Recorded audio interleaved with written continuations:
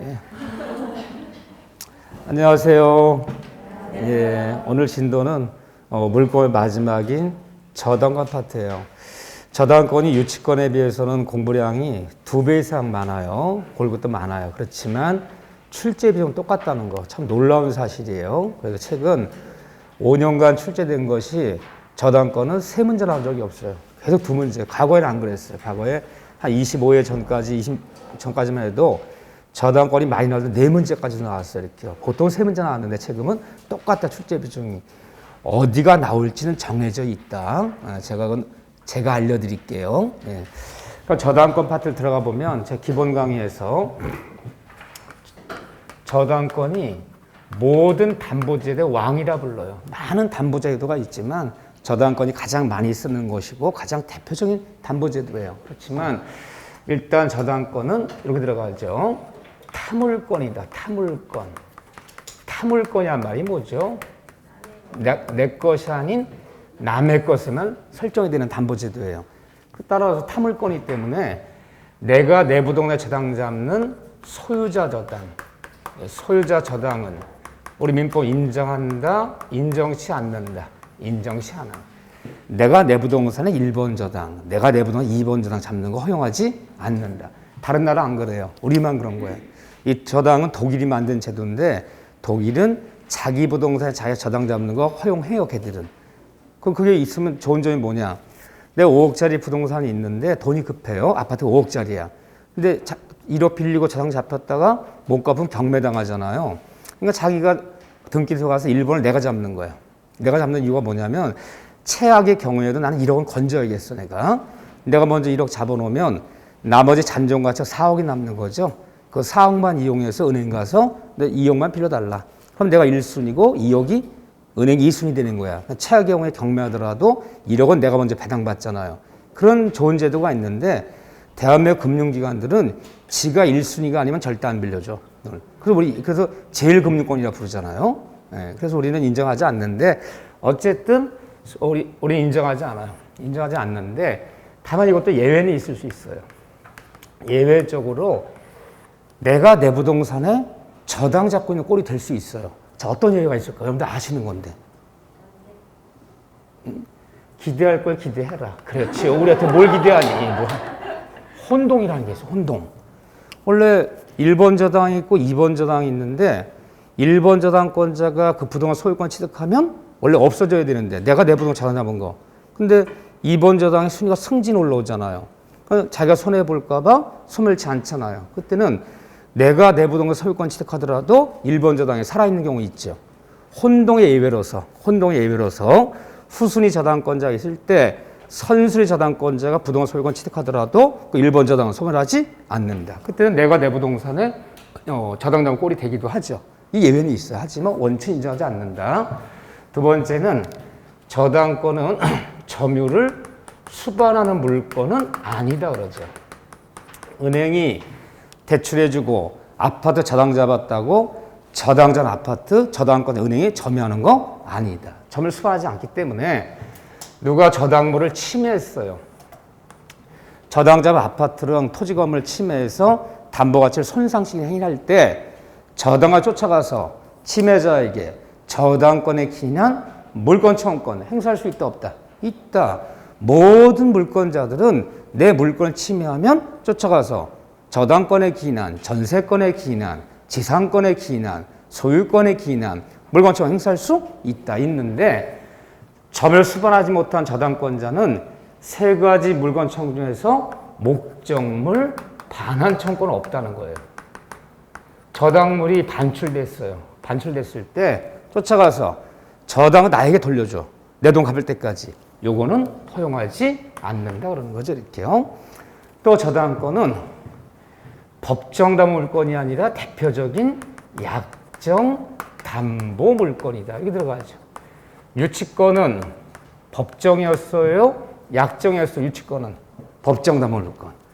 유치권은 두 사람이 합의하지 않아도 법률 규정에 따라 당연히 인정되는 담보제도다. 그렇죠? 법정 담보 물권. 유치권은 두 사람이 합의하지 않아도 당연히 성립하는 담보라는 건 없어요. 저당이라는 건 없어요. 약정 담보 물권 따라서 어떻게 성립하느냐.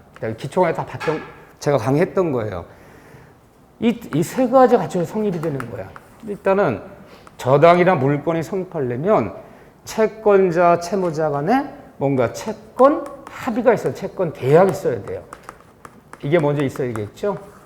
원금 1억 원을 이자 얼마 주기로 하고 언제 갚기로 하자. 이 채권 계약을 맺고 여기 도장 찍어야 돼. 그리고 이어서 이 아파트에 이 토지에 이 건물에 저당 잡아주기로 하자. 난 계약서 또 써야 돼 이렇게요. 저당 설정, 어느 부동산에 저당 설정 합의가 있어야 되고, 합의라는 것은 계약이에요. 그리고 등기소 가서 그 부동산에 저당권 등기해놔야 돼. 이 세 가지가 구비되어 성립하는 것이지, 합의하지도 않았는데 저당권 등기하지 않았는데 법률 규정에서 자동으로 성립하는 담보제도는 아니다 이렇게요. 그러면 우리 은행 가서 1억 원 대출 받고 아파트 담보대출 받는다 그래요. 근데 아파트에 저당 잡혀서 돈 쓰려면 내 은행 가서 계약서 몇 장 써야 되는 거예요? 2장 써야 되는 거예요. 채권 계약서 한 장 있어. 원금 1억 원을 이제 얼마 주기로 하고 언제 갚기로 하자. 거기 도장 찍고 이거 한 장 더 내밀어 이렇게 계약서를. 이 아파트에 이 건물에 저당 잡아주기로 여기 도장 찍으래요. 도장 찍고 그리고 등기 내는 거지 이렇게요. 이 세 가지가 구비되어야 되는 거지. 그런데 저당 설정 계약은 이건 주된 계약이 아니라 종된 계약이 되는 거예요. 종된 계약. 그럼 뭐가 주된 계약이 되는 거예요? 이게 주된 계약이 되는 거예요. 원금 1억 원을 언제 갚기로 하고 이제 얼마 주기로 하지. 이게 주된 계약이고, 그리고 이어서 저당 설정 계약은 채권에 딸려 있는 종된 계약이다. 근데 우리가 항상 종된 것은 주된 거와 어떤 길을 걸어라? 운명을 같이 해야 돼. 따라 주된 채권 계약이 성립하지 않거나 이게 무효화되거나 취소가 돼버리면 딸려있는 저당 설정 계약도 함께 무효 취소 불성립하는 거다. 종된 계약이다. 이렇게 들어가는 거죠 이렇게요. 네.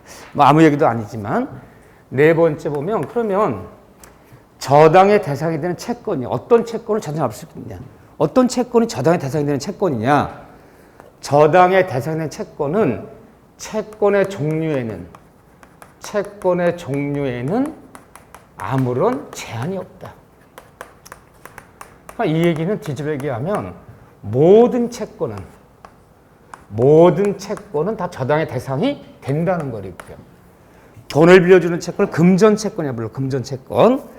돈 빌려준 것만 저당 남는 것이 아니라 돈을 빌려주건 쌀을 빌려주건 때에 따라 목적을 인도 청구권도 사람이 뭐 출연해서 노래 불러주는 계약을 맺었어요. 여름에 연극 무대에 출연해서 내가 주연 배우를 해주기로 했어요. 그런 것도 만약에 내가 먼저 선금 줬다면, 출연료 선금 줬다면 저당 잡아놓을 수 있다는 거예요. 모든 채가 잡을 수 있다. 그런데 제한이 없는데 다만 요 한 단어만 주의하면 돼요. 모든 채권은 저당 설정 당시, 잡을 당시 설정 당시는 금전 채권이 아니어도 무방하다. 다 저거 잡을 수 있다는 거예요. 금액으로만 환산시켜 놓으면. 금액으로 환산시켜서 모든 채권은 다 저당의 대상이 되는 거니까요. 그런데 저당 실행 당시는 설정 당시, 실행 당시 앞으로 많이 쓸 용어인데 저당을 배울 때 설정 당시 그러면 언제를 생각하죠? 저당 설정 당시 나타나면 한마디로 얘기하면 돈 빌리는 날, 돈 쓰는 날, 그 계약 맺는 날, 그래요. 설정 당시는 금전 채권이 아닌 것도 금액으로 환산시켜 잡을 수 있다. 하지만 저당권 실행 당시는 실행이란 말을 뭘 예상하면 될까요? 돈을 갚지 않아서 얘가 내가 돈 빌려 저당 잡았는데 돈을 갚지 않아서 저당권자가 그 저당 목적물을 경매를 신청하는 거예요. 경매 신청한 날을 실행이라 부르는 거예요. 실행. 설정 당시, 실행 당시. 실행 당시는 금전 채권이 되어야 경매를 받아줘야 될게요. 자, 정리합시다. 저당의 대상의 채권의 종류에는 제한이 없기 때문에 모든 채권은 금액으로 환산해서 설정 당시는 잡을 수 있다. 하지만 경매 신청할 당시에는 뭐가 되어야? 금전 채권이 되어야만 경매를 실행할 수 있다. 설정 당시는 금전 채권이 아니어도 무방하나 실행 당시는 금전 채권이 들어가. 이거 한 단어만 주시면 돼. 나머지 좀 더 아시고 싶은 분, 나 좀 더 알고 싶어. 그러면 435쪽에 저당권의 성립, 그 별표 2개 쳐야 돼. 요거 제 기초 강의에서 요거를 20분 이상 강의해 놓고 있어요. 한번 참고해 보셔야 돼. 그러면 저는 바로 시험 문제로 들어갈 거예요. 저는 민법을 가르치는 뭐 학자가 아니니까, 교수가 아니니까. 그럼 난 뭐예요? 난 기술자야, 기술자. 시험 공부할 수 있는 기술자. 얼마나 빠르게 효율적으로 가르칠 것이냐. 그것만 논하는 거예요. 자, 그 앞에 있는 얘기는 기초 강의 한번 보실 분들 보시고 첫 번째 논점이에요. 시험 문제에 두 문제 나온다고 했어요. 최근 5년 연속 두 문제 나왔는데 이 두 문제 중에서 한 문제가 고정돼 있어. 5년 연속, 작년까지. 두 문제 한 문제 맞힌 거야, 이제 맞힌 거야. 이제 하나만 더 맞히면 돼요. 뭘까요? 438쪽에 3번. 저당의 효력, 별표 3개. 이게 고정이에요. 두 문제는 계속 나왔는데 한 문제는 고정됐다. 응? 지금 4년 연속 한 번도 안 빠져나온 게 뭐냐. 저당의 효력에서 목적물의 범위. 이게 지금 고정 손님이에요. 그러면 자, 이 부분을 설명드릴 거예요. 자, 페이지 438쪽인데 페이지 438쪽에 보면 저당의 효력이다. 어떻게 그랬죠? 어느 파트든 효력 파트가 제일 중요하다 그랬어. 그렇죠? 재산권의 효력, 뭐 전세권의 효력, 예를 들면 뭐 아직 안 배워서 매매 효력, 임대차 효력, 저당 효력, 효력 파트가 가장 중요한 건데 그래서 돈을 빌려주고 저당 설정 계약 맺고 그 부동산에 저당권 등기 냈다면 저당이 성립했다면 과연 저당권자한테는 무슨 권리가 있는가? 권리물 논하는 게 효력이잖아요. 첫째, 자, 요게 이제 5년 연속 고정된 부분인데 저당 효력에서 목적물의 저당의 목적물의 범위. 과연 돈을 빌려주고 저당을 잡았다면 그 저당권자는 어느 목적물까지 미치는가? 저당 효력이 어디까지 미치는가? 그럼 어디가 미친다는 얘기가 뭐냐면요. 우리가 돈을 1억을 빌려주고 아파트 저당을 잡아놨어. 누가? 은행이 잡아놨어. 약속한 날 돈을 갚았다면 문제 돼요? 문제 안 돼요? 문제 안 되는 거야. 뭐 논할 필요 없는 거야. 그래도 아파트 저당 잡혔지만 대출받은 사람이 약속한 돈을 변제했던 문제 안 되는데 돈을 갚지 않았어. 돈을 갚지 않았다면 과연 저당권자는 어디까지 경매를 집어넣을 수 있겠는가?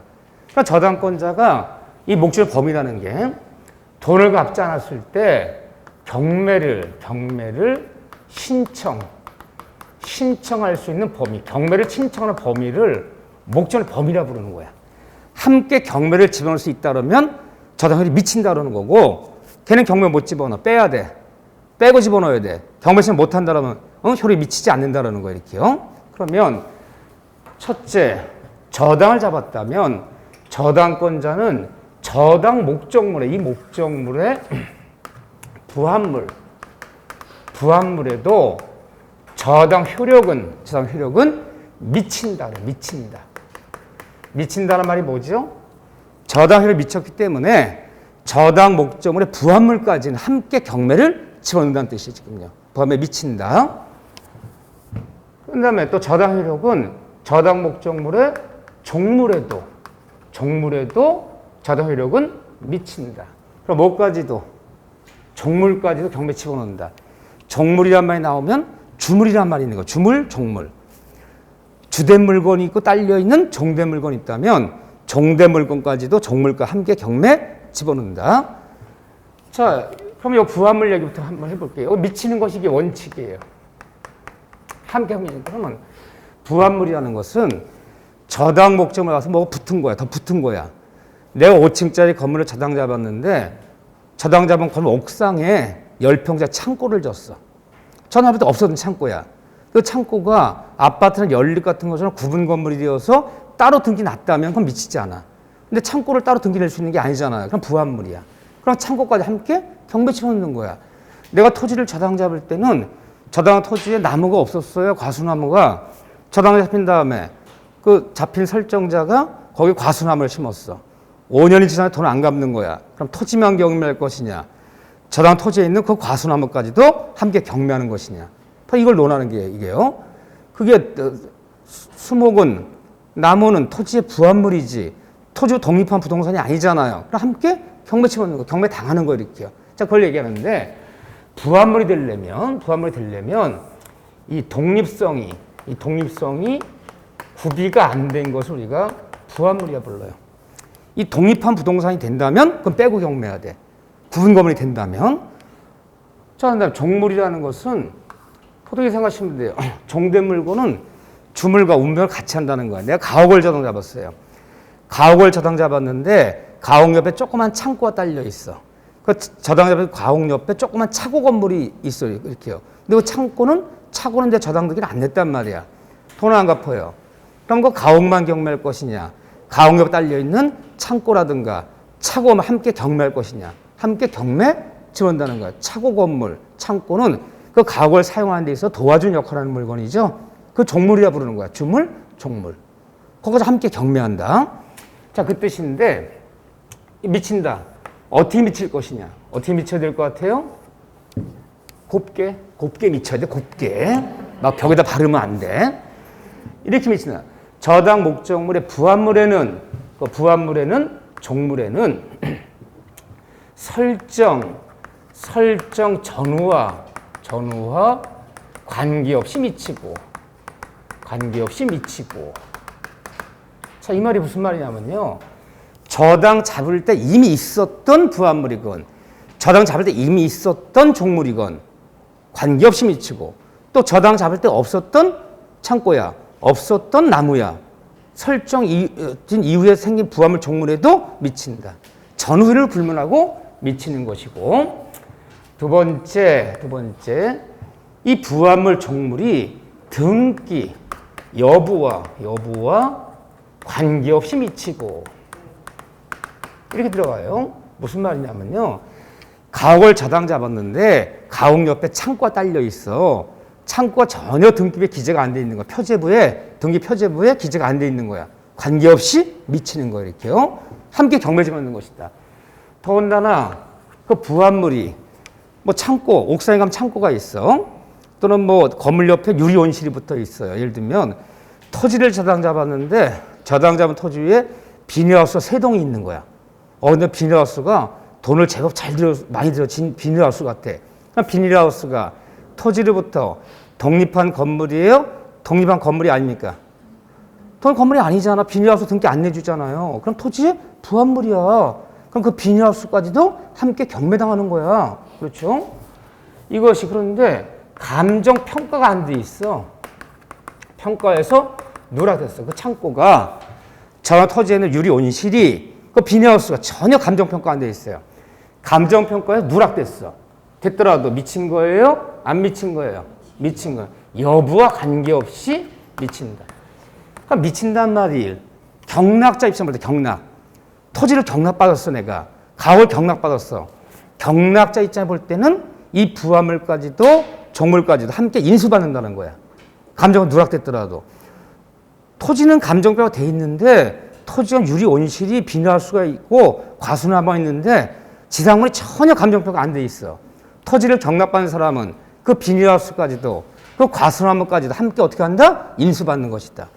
경락자 입장을 볼 때는 함께 인수받는 범위고, 저당권자 입장을 볼 때는 함께 경매지만 범위를 목적물의 범위라 부르는 거예요. 이렇게 미친다. 그 여부 관계없이 다 미친 것이다. 함께 경매당한 것이고 함께 인수받는 것이다. 그런데 부합물 종을 미친다는 이 규정은 이것이 임의 규정이야. 이 또 충격적이야. 강 규정이 아니다. 저당 효력은 부합물에도 종물에도 미친다는 규정은 임의 규정. 왜 임의 규정이라는 것이 중요합니까? 원래 물권법은 강행 규정. 물권 법정제에 따라서 법에 규정된 대로만 해야 되는 거야. 특약으로 배제할 수 없는 거야. 근데 저당 효력은 저당 목적물의 부합물에도 종물에도 미쳐서 함께 경매 채운다는 이 규정만은 임의 규정이다. 따라서 미치지 않는 예외가 있어. 어떤 경우에? 특약이 있을 때.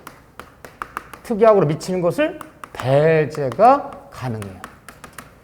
처음에 저당 잡을 때부터 야, 내가 너한테 토지 저당 잡힌 다음에 여기에 유리온실 지고 비닐하우스 칠 건데 여기 미치지 않기로 하자는 특약이 있거나 미치지 않는 특약이 있거나 특이하고 미치를 배제할 수 있어요. 이 임종이니까. 또 하나는 그 이 부합이 저당 잡은 토지 건물의 부합이 상대방의 정당한 권원에 의한 부합일 때는 이 경우는 이때는 미치지 않아. 미치지 않는 얘기가 뭡니까? 이때 빼고 경매해야 되는 거야. 무슨 말이냐면요. 저당을 먼저 잡았어.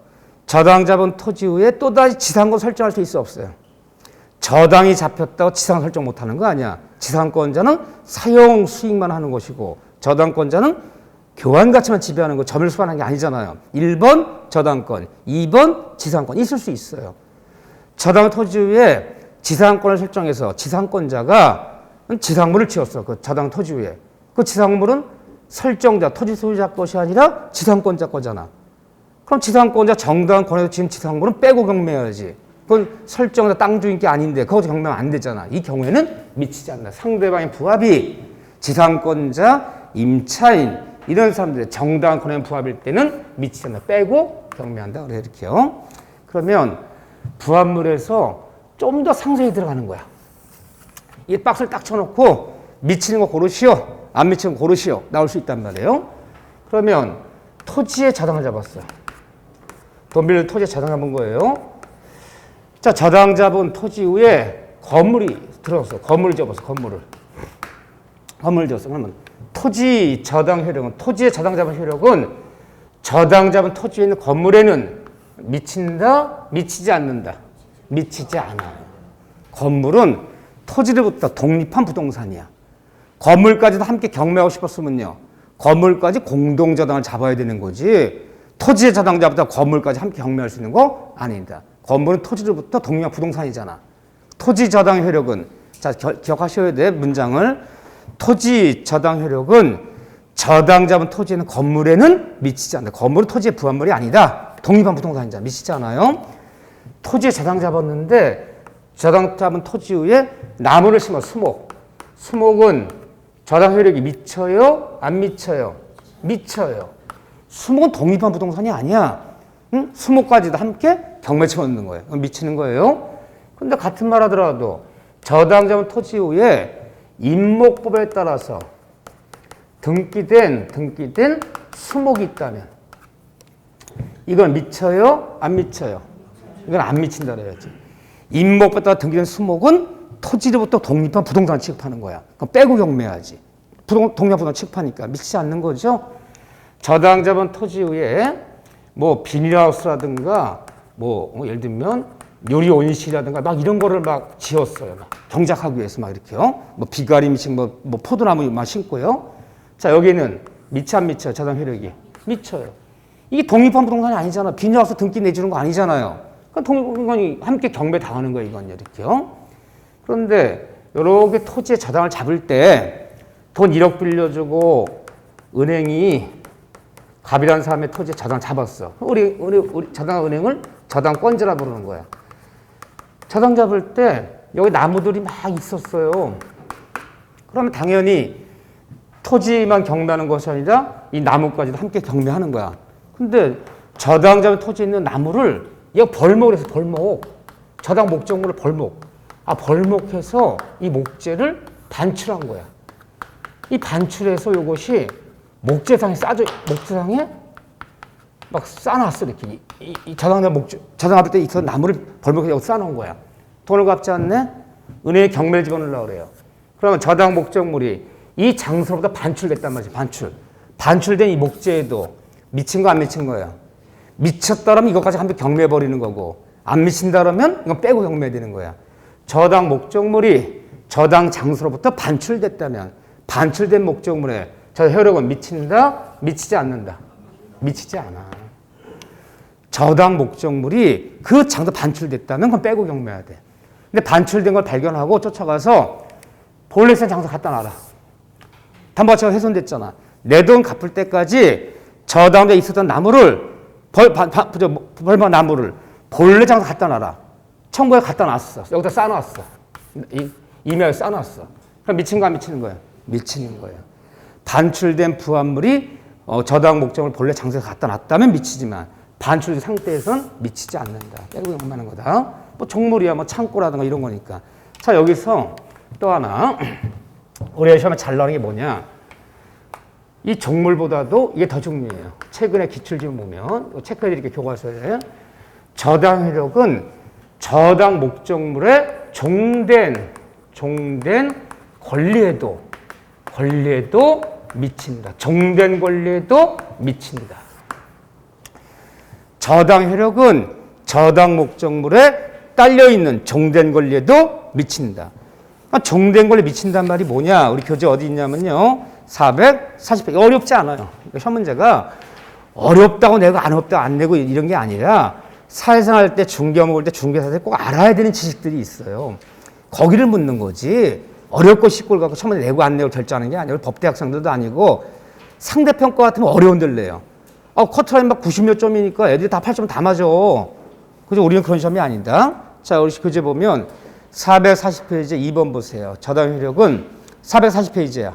2번에 동그라미 2번. 종된 권리. 자, 보세요. 물건의 종물뿐만 아니라 종된 권리에도 저당 효력이 미치는가. 그래서 기업, 니은번, 그 판례 예를 든 거 별표 2개 쳐놔야 돼. 이게 가장 잘 나오는 신문이에요. 저당 효력은 저당 목적물의 종된 권리에도 미친다. 무슨 얘기인가 보세요. 그러면 두 가지 예를 해요. 건물 저당의 효력은 건물의 저당 잡았어요. 건물 저당 효력은 이 건물이 깔고 앉은 토지의 종된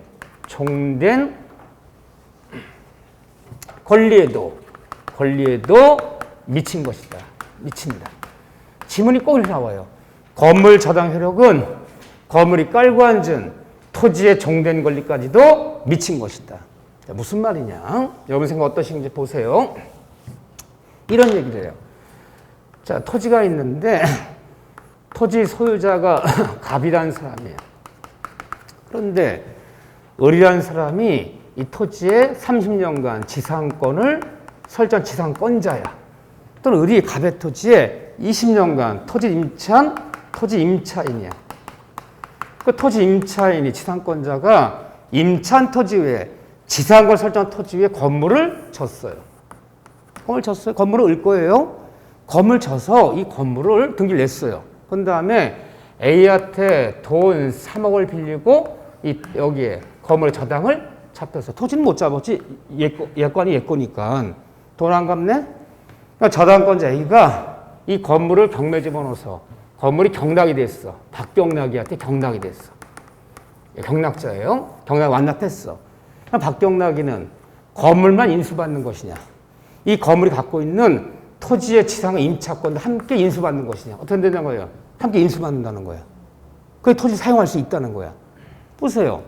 건물 소유를 목적으로 건물 소유자 토지의 지상 임차권 설정해서 건물 저당 잡혔다면 건물 저당권자는 건물만 경매하는 것이 아니라 건물이 깔고 앉은 토지의 지상 임차와 함께 경매당한 거기 때문에 경락자는 건물만 인수받는 것이 아니라 그 토지에 있는 지상 임차권도 함께 인수받는 것이다. 이게 미쳤다는 뜻이야. 건물 저당에서는 건물의 토지의 종된 권리까지도 미치는 거. 그대로 나와 있어. 기억번에 또 니은번에 있어요. 구분 건물에 저당을 잡았어요. 아파트를 저당 잡았어요. 아파트에. 근데 저당 잡을 때 이 저당 잡힌 아파트가 아직 대지권 등기가 안 났어. 건물 등기 났지만 저당이 없었던 대지권이야. 근데 아파트에 저당 잡고 돈 빌려줬는데 후에 이 저당 잡힌 아파트 소유자가 설정자가 후에 대지권을 취득한 거야.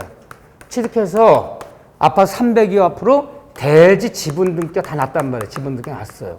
돈 안 갚네?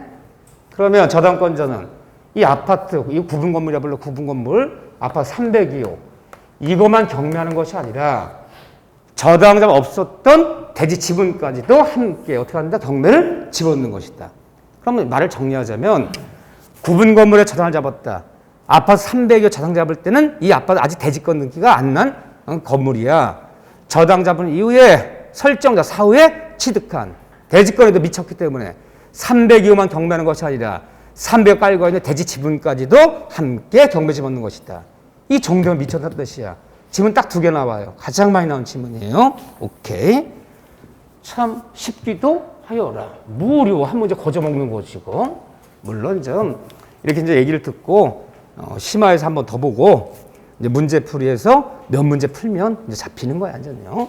두 번째는 저당 효력은 저당 목적물의 과실이란 과실. 목적물의 과실이요. 저당의 목적물에, 저당합힌 목적물에서 경제적 이득이 나와, 경제적 이득. 과실이라 불러요. 자, 상가 소유자가, 자, 3층짜리 상가 건물인데, 여기 상가 임차인이 4명이 있어. 월세가 한 달에 한 800 들어와, 이렇게요. 돈이 급해 은행 가서 그 상가 건물 10억 빌리고 정 잡혔어요. 그러면 다달이 들어오는 월세, 차임, 지료, 사용료, 이게 과실이에요, 과실. 이 과실에는 저당 효력이 원칙은 미친다, 미치지 않는다.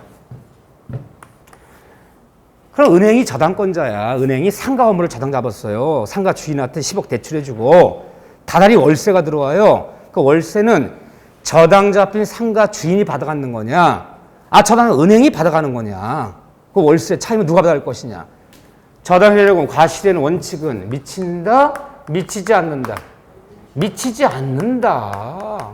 아, 은행이 상가 건물 저당 잡았다고 다들 월세 받아가는 거 아니잖아, 저당권자가. 아, 저당 잡힌 건물주가 월세를 받아가는 거지? 아, 저당자 은행이 와서 월세 받아가는 거 아니잖아요. 저당 효력은 저당 과실은 미치지 않아요. 단, 원칙 미치지 않지만 예외적으로. 단, 압류 후에는 미친다. 이렇게 하는 거야. 압류 후에는 미친다. 압류가 뭐냐면요. 저당별 때 압류라는 것은 돈 갚지 않아서 저당권자 은행이 그 상가 건물을 경매에 붙여버려서 경매 신청 등기 났어. 경매 등기 났어요. 이 경매 등기 나는 것을 압류라 부르는 거야, 저당에서. 그 돈 안 갚아서 은행이 3월 20일부로 경매를 잡아버렸어요.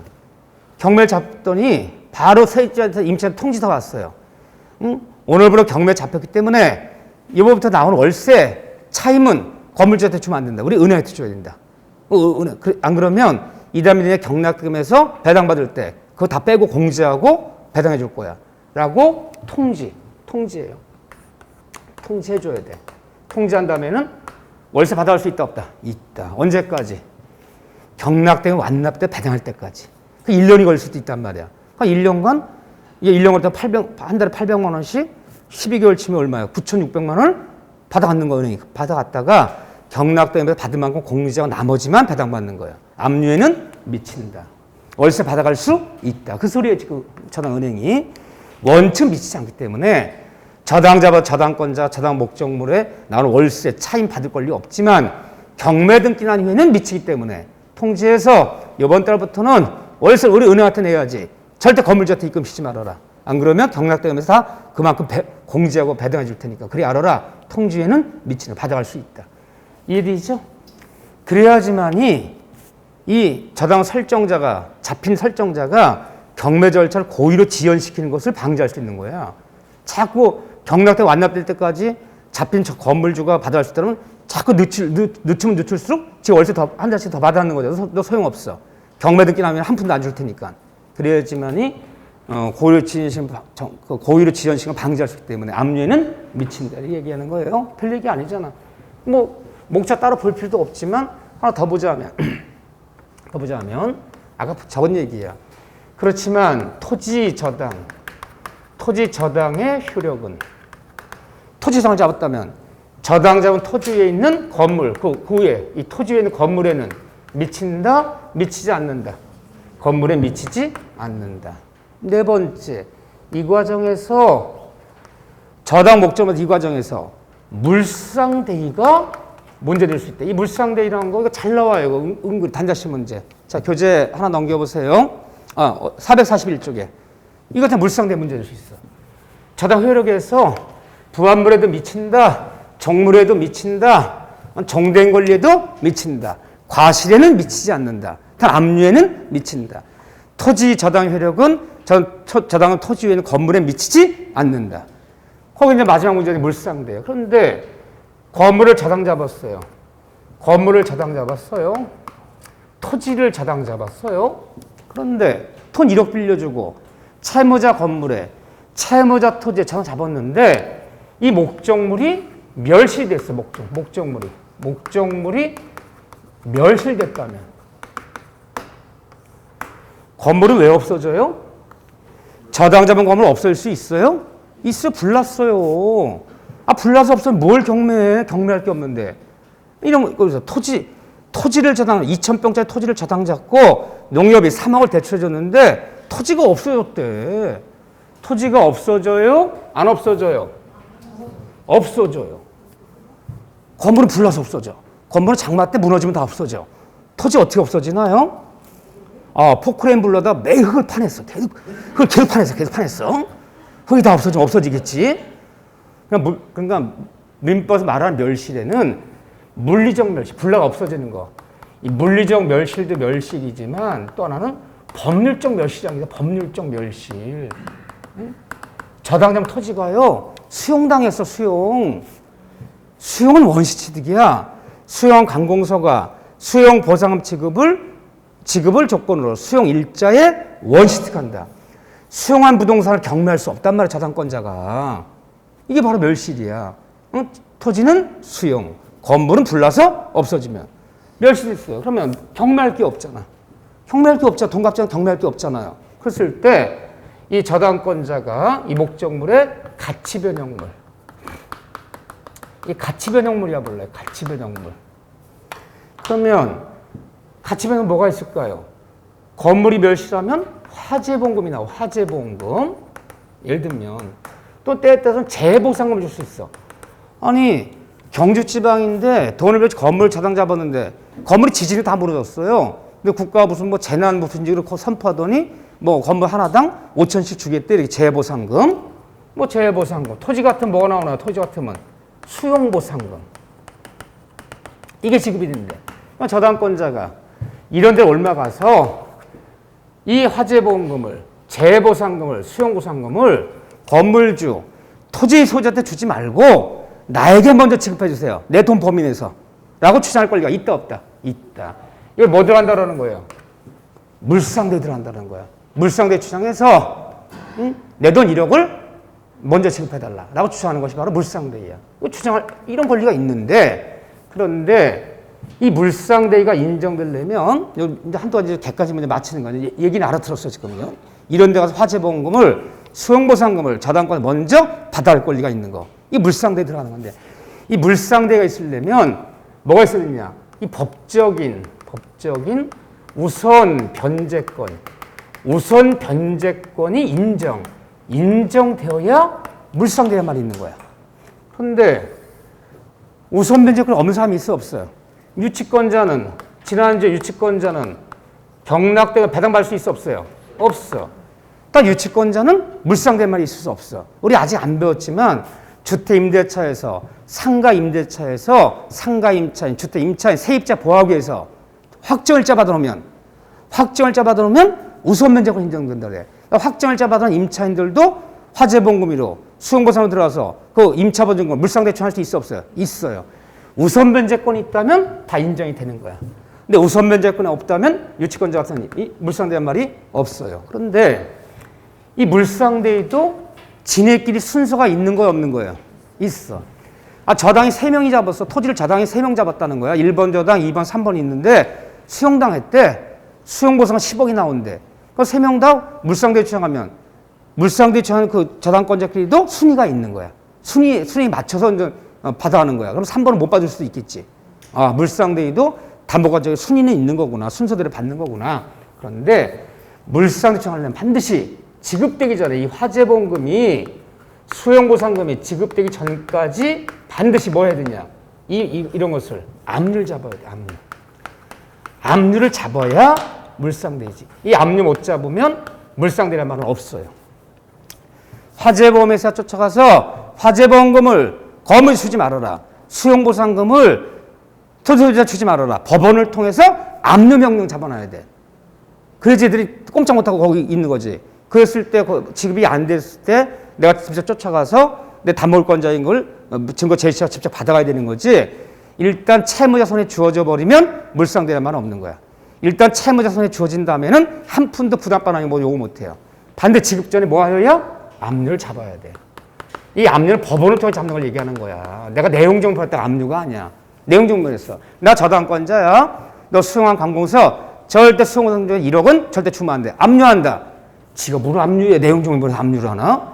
법원을 통해 압류만 받아놔야 돼. 근데 이 압류는 담보권자 꼭 자신이 잡지 않아도 제3자 누구라도 무방하다. 이게 무슨 말이냐? 아무나 한 명만 잡으면 되는 거야.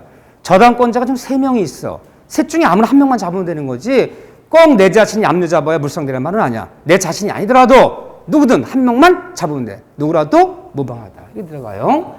그런데 이런 데 물상대 들어가는 건데 물상대 못 들어가는 게 있어.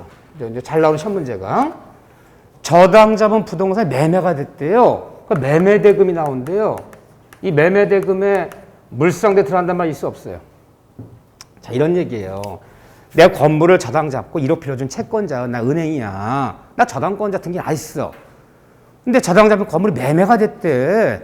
아, 매매에 대해서 지금 며칠 뒤에 매수인이 매도인에게 매매 잔금 3억을 치른다는 거야. 내가 매수인 쫓아갔어. 매수인 씨 등기 떼어보셨어요? 예, 등기 떼어봤습니다. 거기 1억짜리 저당 잡혀 있죠? 예, 맞습니다. 예, 저당권자인데 그 매매 잔금 3억 중에서 1억은 건물주한테 주지 마시고 나한테 직접 지급해 주세요. 1억 내 직접 받아갈 테니까. 갚기로 날짜도 며칠 안 남았어 마침. 라고 주장할 권리 있어 없어요? 그런 말이 어딨나요? 응? 아, 매매하되 매매 잔금이 치러져서 쇠고 넘어가든 뭐든 뭔 상관이야. 누구한테 가 있든 나 이러한 아프면 경매하면 되는 건데 이건 목적을 멸시해서 다 날라가게 경매할 게 없잖아. 이거는 아, 매매하되 소유자 바꿔서 경매 못하는 거 아니잖아. 그러니까 매매 등에 물상대 들어간다면 없는 거야. 또는 저당 잡은 건물에 임대를 놓는데 저당 잡은 건물에 임차 보증금이 한 2억 들어오는데 임차 보증금에 예를 들면 또는 전세 보증금에 전세금에 이런 데 저당권자가 물상대 들어가서 그 돈을 건물주한테 주지 말고 나에게 먼저 지불한다. 저할 권리 있다 없다 이런 것은 가치명물이 아니에요. 그런데 두 번이나 이제 우리한테 속였던 게 뭐냐? 수용보상금은 물상대 들어갈 수 있어요. 수용당한 토지를 저당을 경매할 수는 없거든. 수용보상 물상대 들어간다. 근데 갑자기 수용보상금 앞에 단 협의로 보상하여 협의 또는 무슨 공익 사업 무슨 등의 범위에 따라서 협의로 지급한 꼭 협의자가 들어가요. 협의보상금 여기는 물상대에 못 들어가요. 이런 얘기 나오는데 관공서와 협의로 보상한 이 단어만 들어가면요. 이 협의보상금은 법학에서는 매매대금으로 취급하는 거야. 여기 물상대 들어갈 수 없다. 요것만注意하면 돼. 그냥 수용보상금에는 물상대 들어갈 수 있다. 그런데 무슨 법률이면 막 나열시켜 공익사업 취득에 관한 법에 따라서 협의로 보상된 협의자만 들어가면 관공서나 일반인이 매매한 거야. 그건 매매대금이야. 매매대금 물상대 들어갈 수는 없다. 보상금 중에서 무슨 다만 조심하자? 협의보상금. 협의자들한 보상금에 물상대 들어갈 수 없다. 이거 아무것도 아닌 것 같지만 최근은 이걸 잘 물어요. 저는 이런 거 묻는 게 맞다고 보는 거야. 이런 거 묻는 게. 그래요. 자, 이런 얘기들. 그래서 여러분들이 은행 가서 아파트라든가 건물 저당 잡히고 대출 받을 때 은행에서 계약서 몇 장 쓰느냐. 일단 채권 계약서 한 장 써. 원금 1억 원을 언제 갚기로 하고 이자 얼마 주기로 하고 만일 연체가 되면 연체료는 얼마 하기로 하자. 도장 찍으래. 찍었어. 이어서 저당 설정 계약서 양심 하나 또 꺼내내요. 거기다 아파트 소액 적으래요. 다 적으래. 거기다 찍어야 돼. 그리고 나서 하나 또 꺼내내요. 뭘 꺼내낼까요? 화재보험 가입서. 반드시 거기다 그냥 찍어야 돼. 건물은 불나서 없어지면 경매할 게 없잖아요. 화재보험에 가입이 돼야지 화재보험금이 나오지. 화재보험금이 나와야지 은행이 1억을 화재보험금을 올라가서 내 돈 먼저 받아가죠. 그래서 1억 대출해주면 얼마짜리 이상 화재보험금 꼭 가입하라고 한단 말이에요. 토지는 그럴 필요가 없지. 토지는 없어지는 게 수용백이 없으니까. 건물은 불나서 없어지면 다 날아가는 거야. 그래서 꼭 저당권자들은 건물 저당할 때 화재보험 가입을 꼭 요구한다. 물상대에 들어가려고 이런데. 이해되시죠? 네. 없어지면. 참 재밌네요. 어려울 게 있어야지 인상을 쓰지. 그 다음에 여기가 제일 중요해요. 한 문제 결정. 별도 아니야. 부합물에도 종물에도 정도가 미친다. 다 미치는 기준은 임의정이 있다. 미치한 특약에서 미치지 않을 수 있다. 원칙 미치는 뿐이야. 특별 미치를 배제할 수 있다. 임의정이라는 거. 토지저당이란 저당은 토지 건물에 미치지 않는다는 거. 과실에는 원칙 미치지 않지만 월세 차임 지료는 저당권자 받아갈 수 없지만 압류자본 후에는 경매 등기 난 후부터는 월세 받아갈 수 있다. 미친다. 물상대위 이런 데는 물상대 들어갈 수 있으나 이런 데는 물상대 들어간단 말 있을 수 없다. 그렇죠. 이런 건 가치배정물이 아니라는 거다. 그렇죠. 이 정도 알면 돼요. 하나 맞았고 이어서 볼까요? 442쪽에 2번에 피담보 채권의 범위 별표 하나만 치세요. 제가 별표 하나 치는 건 한 5년 정도 한번 나오는 거야. 그래도 여기까지는 설명드릴게요. 피담 목적물의 범위. 이번에 효력에서 피담보 채권의 범위. 피담보 채권의 범위. 참 말도 어려워라. 피담보 채권의 범위. 피담보 채권의 범위. 자, 요게 360조에 나와 있는데 피담보 채권 범위란 말이 뭐냐? 한마디로 저당권자 돈 받는 범위. 어디가 돈을 받을 수 있, 내 돈을 어디까지 받을 수 있겠냐? 돈 받는 범위. 어떤 때? 저당 목적물이 경매됐을 때 경락대금에서 저당권자가 한마디로 배당받는 이 배당받는 범위를 어디가 배당받을 수 있을 것이냐? 이거를 피담보 채권 범위라 불러요. 임의로 변제할 때는요. 얘 돈 1억 빌려갔어. 근데 갚는데 임의로 변제할 때는 합의된 대로 받으면 돼. 원래 이자 주기로 했는데 내가 친한 친구끼리인데 너 사정이 어렵다니까 내가 이자는 탕감해줄게. 원금만 갚아. 원금만. 그럼 그렇게 받으면 되는 거고. 원금 1억 원인데 얘 망했대. 근데 내 돈은 꼭 갚겠대. 야 내가 도와준 셈 치고 원금 그 1억 중에 8천만 갖고 2천원 내가 그냥 상계해줄게. 면제 처리해줄게. 그럼 그렇게 받으면 되는 거야. 임의로 변제할 때는 법을 들이댈 필요가 없어. 돈을 갚지 않아서 저당권자 경락 때문에 나왔어. 경락 나와서 법원에 배당한대. 근데 저당권 어디까지 배당받을 수 있는 거냐? 경락대금에서. 그게 바로 피담보 채권 범위예요. 경락대금에서 저당권 배당받는 범위를 이렇게 부르는 거예요, 지금. 그러면 경락에 완납 들었을 때 저당권자는 빌려진 원본을 원본이라고 불러. 원금 1억 원. 원본 다 받을 수 있어 없어요? 경락이 됐는데 경락 때문에 모자르면 그건 못 받는 거지. 모자르지 않다면 원금 다 받나 못 받는다? 받을 수 있다. 원금이 얼마나 원금을 원본이라고 불러요. 원금. 그래서 원금을. 이건 등기에 기재돼 있나 안 됐나요? 돼 있죠. 모든 저당 등기에 피담보 채권이 얼마나 빠진 등기는 없어. 다 배당해 준다. 모자르지 않다. 응? 원본 다 받아요. 이거 등기 났어요. 플러스 이자는 다 배당해 주겠느냐. 경락대금에서. 얘가 사실은 1억 빌려가면서 나에게 한 달에 50만 원씩 주기로 했어. 이자를. 그래서 2년 빌려 쓰기로 한 거야. 2년. 그러니까 24개월이잖아요. 한 번도 이자 안 줘서 24개월치. 이자를 안 준다고 내가 미리 경매할 수는 없어. 모든 저당권자들이 경매 신청 요건은 변제기가 도래한 후에만 경매 받아주는 거지. 이자 안 갚는다 미리 경매하는 거 안 받아줘요. 거기서 써 원금에다 2년만 쓰기로 한다. 24개월 쓰기로 하고 갚기로 한다. 근데 그럼 기다려야 돼 2년. 변제기가 도래한 후에만 경매 신청할 수 있지. 도래 전에 이자 안 준다 미리 경매할 수는 없어요. 24일치 한 번도 못 받았어 지금. 경락이 됐어. 경락 나왔어. 그럼 밀리 이자는 경락되면서 다 줄까요? 안 줄까요? 24개월치. 한 달에 50만 원이면 24개월치면 1200이야. 원금 1억 플러스 1200. 다 배당해 주겠느냐? 준다, 안 준다? 준다. 무제한 가능해. 몇 달치건 다 줘요. 24개월치건 36개월치건 변제기 도래 전까지 돈 갚기 한 날짜요. 변제기 도래 전까지 밀린 이자는 얼마가 되든 모두 배당해 준다. 돈이 모자르면 못 받는 거지만 모자르지 않으면 다 해준다. 그런데 이자가 얼마나 연리 3%, 연리 4%, 5% 이자를 꼭 등기를 내야 되는 거 등기 안 해도 줍니까? 등기하지 않아도 주는 거야, 보자. 이자를 등기 안 해놨어. 무슨 이자를 줘? 이자를 등기 안 해놨는데 법정 이자라는 게 있어.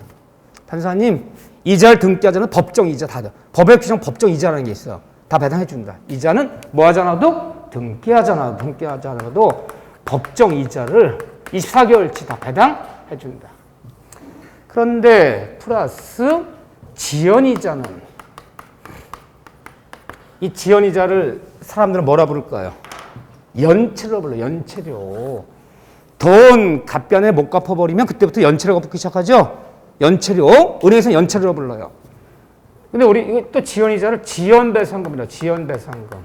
은행에서는 연체료로 부르는데 또 이거를 어떻게 시험에 나오냐. 지연이자 다른 말 뭐라 보냐. 채무. 같은 말이에요. 채무 불이행에 따른 손해배상금이라고 불러. 손해배상금. 같은 말이에요. 근데 이거를 속칭 금융기관은 연체료 불러요. 연체료. 이렇게 불러요. 속칭. 지연이자는 경락등에서 돈 갚기 못 갚아버리면 이제 지연이자 붙기 시작하는 거야. 변제기가 도래했는데 못 갚아버리면 그때부터 이제 지연이자 붙는데, 연체료, 지연이자는 대원칙은요. 다 주는 것이 경락되면서 1년분. 1년분까지만 제한하는 것이 원칙이에요. 1년분까지만 딱 줘요, 지연이자는. 왜요? 돈 갚기 한 날짜 돈 안 갚아서 경매 집어넣는데 경매가 2년 만에 됐어요. 2년 만에. 그렇지만 돈 갚기 한 날부터 경락대금에서 지연이자 딱 1년분만 배당해줘요. 누구 보호하기 위해서? 후순위. 후순위 보호하기 위해서. 네가 다 받아가면 1번 저당권자가 일부러 경매를 늦게 집어넣어. 연체로 팍팍 붙여? 팍팍 붙잖아. 그래 내가 2년치 3년치 팍팍 붙여야지. 팍팍 붙인 다음에 집어넣으면 지가 이자 지연이자가 높잖아. 보통요. 3년 4년 다 받아가 버리면 밑에 후순위 저당권자들 받을 돈 모자르죠. 그래서 후순위가 존재할 때는 지연이자는 딱 1년까지만 배당해 주는 거야. 돈 갚기란 전까지 밀린 이자, 돈 갚기란 전까지 밀린 이자는 몇 달 전 다 주고 이거는 다 배당해 주고, 현재 도래한 지연이자는 1년까지만 배당해 주는 것이 원칙이다. 플러스 여기에 우약금 특약이 있었다면 이거 배당해 주겠느냐? 우약금 특약이 뭐냐면요. 돈 빌려갈 때부터 만일 약속한 날짜에 돈 못 갚으면 이율 막론하고 1,000만 원 더 배상한다. 무조건 1,000만 원 더 이율 막론 더 준다. 이게 우약금 특약이야. 이거 있다면 배당해준다? 안 해준다? 이 우약금 특약이 있어도 등기 났다면 등기부에 기재가 됐어요. 우약금 특약 1,000만 원이라고 등기부에 기재가 됐다면 이건 미쳐요. 해당해줘요. 근데 우약금 특약이 있더라도 등기를 떼어봤더니 저당 설정 등기, 저당금 1억 원, 우약금 특약 1,000만 원이라 기재가 안 돼 있어. 이런 특약이 있었더라도 등기부에 이것이 기재가 안 됐다면 이거는 미치지 않아요. 배당 안 해줘요. 우약금 특약 뭐 하여야? 등기하여야. 등기하여야 주장할 수 있는 거야. 계약서는 있어 분명히. 몇 월 며칠에 돈 갚지 않으면 1,000만 원 추가 배상한다. 계약서 있었더라도 등기 기재가 안 됐다면 그거는 미치지 않아. 주지 않아. 등기 나야지만 줘요. 이렇게요. 그런 다음에 경락대금에서 경매 실행비용이 들어갔다면 저당권자가 경매 집어넣을 때 돈 들어 안 들어요? 돈 들어. 무슨 돈이 들어요? 먼저 등록세를 납부해 줘야 돼. 저당권자가 감정평가비용 이런 거 선납해야 돼. 선납. 인치 붙여야 돼. 인치. 그래서 예를 들면 만약에 은행이 아파트 저당 잡고 1억 대출해 줬는데 끝까지 안 갚아. 은행이 아파트 경매 집어넣을 때 이런 거 다 납부해 줘야 돼. 이거 한 100만 원, 150만 원 들어가요. 이런 금액이 들어갔다면 경락대금에서 받는다? 못 받는다? 받는다. 경매 실행비용에도 미치기로 하자. 이 다음에 경매 실행비용도 받을 수 있기로 하자는 거. 등기 나야 돼? 등기 안 나도 주는 거예요. 등기 안 해놔도 주는 거야. 당연히 이거는. 응? 당연히 미치는 거예요. 근데 저당 목적물에 보존비용이 들어와서 보존비용. 보존비용이 뭐냐면요. 저당권자 경매 집어넣을 봤더니 문짝은 다 떨어졌고 창문은 다 깨졌고 담은 다 무너졌어. 무슨 기곡산장이야. 이대로 집어넣었다 유찰될 것 같아. 그래서 저당권자 경매 집어넣기 전에 수리업자 불러서 유리창 끼우고 현관문 달고 뭐하고 깨끗이 수리해서 경매 집어넣었어. 이 수리비가 한 1,000만 원 들어갔어요. 수리비가 얼마 들어갔다 영수증 갖고 있어. 저당권자가 갖고 있어요. 법원에 제출했어요. 판사님 경매 집어넣기 전에 사람들 다 때려보셔. 빚쟁이들이 몰려한다고 다 때려보셔서 이제 수리하고 1,000만 원 들어왔습니다. 입증되면 경락되면서 이거 준다? 안 준다? 안 준다. 입증돼도 안 줘요. 왜요? 저당권자는 점유를 수반한 물권자 아니기 때문에 은행이 아파트 저당 잡았다고 저당자 아파트를 은행이 와서 수리한다는 것은 누구도 상상할 수 없는 비용이야. 이런 비용이 들어갔던 건 미치지 않아요. 또는 저당 목적물에 하자로 발생한 손해배상이 있다면, 이런 것이 생겼다면, 여기는 경락대 받는다 못 받는다? 못 받는다. 미치지 않아요. 미친다는 건 돈을 받는 걸 말이고 미치지 않는 돈 못 받는다는 얘기야. 자, 여기서 등기 나야지 인정되는 건 오약금 특이야. 나머지는 다 이렇게 미치는 거지. 여기까 돈 받을 수 있다. 자, 이 얘기다. 이게 중요한 얘기, 안 중요한 얘기. 왜 중요해요? 잘 생각해 보세요. 내가 왜 저당은 개인도 잡을 수 있는 거야. 친구끼리지만 1억을 빌려달라는 거야. 나 불안해서 못 빌려줬더니 내 땅에다가 저거 잡아줄게. 그러니까 처음에 돈 빌려갈 때 뭐 썼어요. 채권증서. 원금 1억 원, 이자는 한 달에 다 쓴 거야 이게. 한 달에 좋아요. 100만 원 주기로 하자. 100만 원 주기로 하자. 빌려가서 이제 이게 갚기로 날짜는 이게 2019년에 빌려가는 거야. 3월 1일 날. 딱 1년 뒤에 갚기로 하자. 변제기는 2020년 3월 1일 날 갚기로 한다. 이렇게 썼어요, 이렇게요. 그 채권증서 이게. 그러고 나서 채무자 부동산에, 걔 부동산에 저당 잡았어, 내가. 1순위 잡았어. 1년간 이자 줬어요? 한 번도 안 줬어요? 한 번도 안 들어왔어. 이자 한 번도 안 준 적 없어. 이자 한 번도 받은 적 없어. 1년 쓰기로 했는데. 그러니까 12개월치 이자 밀렸어. 받은 적 없어요. 2020년 3월 1일 날 돈 갚아요? 안 갚아요? 안 갚아. 근데 친구끼리 3월 1일 안 갚으면 바로 경매 줄 수가 없잖아. 몇 번 독촉하면 갔는데 내일 갑니다, 모레 갑니다. 계속 미루는 거야. 도저히 더 이상 안 되겠어. 미루다가 할 수 없이 이게 변제기예요. 뭐 갚는다 뭐 이러다 끝까지 안 갚아. 이제 전화도 안 받아. 그 얘가 2021년 3월 1일 날 경매를 집어넣었어. 할 수 없어. 1년 만에. 돈 갚으려는 날짜부터 1년 전에 경매를 집어넣었어. 그러더니 이게 한 번 유찰되더니 결국은 2022년 3월 1일 날 경락대금이 완납됐어. 경매한 거 토지인데 경락 얼마 나왔냐? 2억 나왔어. 완납이 들어왔어요. 법원에서 배당해 준대. 배당해 주겠다. 1년, 경락도 1년 걸렸어, 이렇게요. 근데 후순위 권리자들이 있어요. 후순위 권리자가 존재해. 내가 1순위인데 후순위 뭐 2번도 있고 뭐 3번도 있고 2순위, 3순위 난리가 아니야. 쭉 존재해요. 물론 경매 내가 집어넣었어. 내가 1순위인데. 경매 지낼 때 경매 실행 비용이 100만 원 들어갔어요. 뭐 감정 평가 비용 뭐 선납시키고 예를 들면 뭐 등록세 납부하고 이게 100만 원, 실행 100만 원 들어갔어. 100만 원. 이자를 한 달 100만 원 주기로 하자. 이거는 등기가 아주 기재해버렸어. 등기를 기재해버렸어. 등기를 기재를 안 하면 법정이자 3%죠. 3%. 이거 3% 넘잖아요. 이자율을 등기하면 등기된 대로. 등기 안 하면 법정이자를. 이런 거예요. 해놨어, 이렇게요. 자, 오늘 이제 배당할 테니까 오래요. 지금. 돈은 2019년 3월 1일 빌려줘서 1년 쓰기로 해서 지금 3년 만에 경락이 된 거야, 지금 결국은요. 자, 오늘 내가 가는데 신분증 시참, 그거 다 써놨어요. 신분증 시참하시고 뭐 하시고 다 오시래. 이 배당 현장에서 배당해 바로. 현금으로 바로 배당해버려요. 자, 나는 오늘 얼마 받을까요? 채권자, 나 오늘 배당 나가는데 판사가 얼마를 안 주면 나 이 있습니다. 왜 이것밖에 안 줍니까? 더 주세요 라고 얘기할 거고 내가 받을 거면 이상 주면요. 가만히 있을 거야. 더 받으면 가만히 있을 거야. 그렇잖아. 사람이 심지어 그렇잖아요. 자, 얼마 받아와야 되지 오늘? 시험은 여기까지 안 나오는데 그냥 5분 남아서 한번 해본 거야. 얼마 받아와야 돼 내가? 계산할 줄 알아야 되잖아. 계산 못하면요. 1번 주는 대로 받는다. 주는 대로? 주는 대로 받을 수밖에 없는 거잖아. 내가 모르니까. 일단 원금 1억 받아 안 받아요? 받아요. 돈 답변하같이 밀린 이자 1년 쓰기로 했잖아요. 한 달에 100만씩 주기로 했잖아 지금. 어디서 이자 100만씩 주기로 했잖아. 써놨잖아 이자는. 12개월치 못 받았잖아요. 돈 갚게 되까지 밀린 이자는 얼마든지 무제한 가능해. 12개월치 곱하기 얼마에 플러스 1200. 1200만 원 받아요. 그렇지만 후순위가 있기 때문에 연체로 이날 갚기로 했는데 경매는 이날 됐잖아. 2년 만에 경락됐잖아. 연체료 지연이자는 어디까지만 받는다? 1년분. 1년분만 준다.